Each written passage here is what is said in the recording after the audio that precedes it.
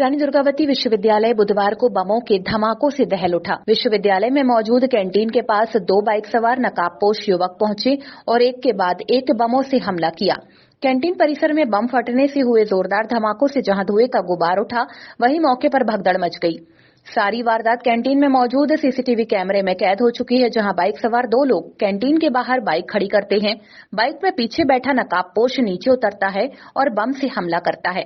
मैं यहाँ बैठी थी धूप में और थोड़ी देर तक बैठी रही, फिर उठ के भीतर को गई है। वैसे 2 लड़के आए बाइक में, तो हम सोचे शायद भीतर कैंटीन में आ रहे हैं, तो हमने ध्यान नहीं दिया कि आते ही रहते कैंटीन में लड़के बच्चे, तो ध्यान नहीं दिया। उन्हें इकट्ठे बस एक बम फेंका तो मैं डर गई एकदम से, तो दूसरा बम भी फेंके और फेंक के एकदम धुआं हुआ और कुछ दिखाई नहीं दिया। हम डर गए तो भीतर भागे और वो लोग बाइक उठाए भाग गए। कितने बम फेंके थे यहाँ पर? 2 फेंके थे। 2 फेंके थे। हाँ। और कुछ बम भी यहाँ पड़े जिंदा मिले? वो जिंदा पड़े हैं तो वो बाहर पड़े हैं रोड पे, तो लोग फेंक के भाग गए फिर।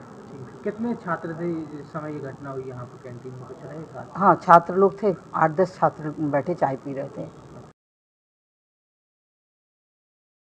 वारदात की खबर मिलते ही पुलिस मौके पर पहुंच गई और मामले की जांच में जुट गई। पुलिस ने घटना स्थल से छर्रों के साथ 2 जिंदा बम भी बरामद किए हैं। पुलिस का दावा है कि आरोपियों ने किसी के ऊपर नहीं बल्कि खाली जगह देखकर ही बम फेंका था।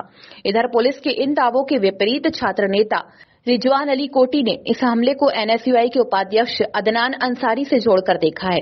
उनका कहना है कि विश्वविद्यालय प्रबंधन के खिलाफ लगातार आंदोलन करने की वजह यूनिवर्सिटी की जो कैंटीन है वहाँ बम चलने की सूचना थी।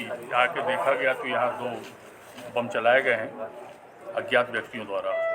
किसी के ऊपर नहीं चलाए गए हैं, खाली स्थान पर बम पटके हैं और पटक के यहाँ से भाग भी गए हैं। वो नहीं है कोई भी। तो कितने आरोपियों द्वारा घटना को अंजाम दिया गया क्या?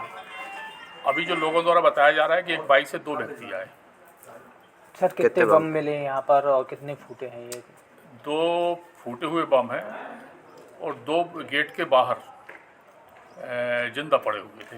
हमारी जिला एनएसयूआई के उपाध्यक्ष अदनान अंसारी कुछ देर पहले ही जो है विश्वविद्यालय परिसर में कैंटीन है, कैंटीन में आए थे और अचानक जो है उनकी कैंटीन के अंदर एंट्री होते ही साथ जो है यहाँ पर धमाकों की आवाज़ सुनाई दी। उन्होंने बाहर निकल के देखा तो 2 लोग जो है मुंह बांधे हुए थे और बिना नंबर की गाड़ी में सवार थे। वो लोग यहाँ से भागते हुए नजर आए। उन्होंने हमें फ़ोन किया और फ़ोन के बाद जब यहाँ पर हम आए तो हमने देखा कि 2 बम यहाँ कैंपस में कैंटीन परिसर में फूट चुके थे और 2 जो है शायद वो इन्हीं वजह से नहीं फूट पाए होंगे, वो पड़े हुए थे।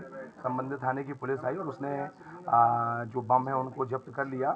प्रथम दृष्टया ये प्रतीत होता है कि असामाजिक तत्वों का विश्वविद्यालय में लगातार आना जाना है।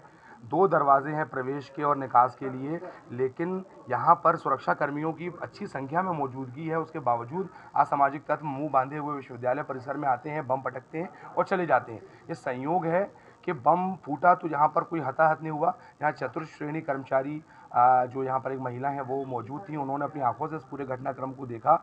ये विश्वविद्यालय की सुरक्षा व्यवस्था पर भी सवालिया निशान है।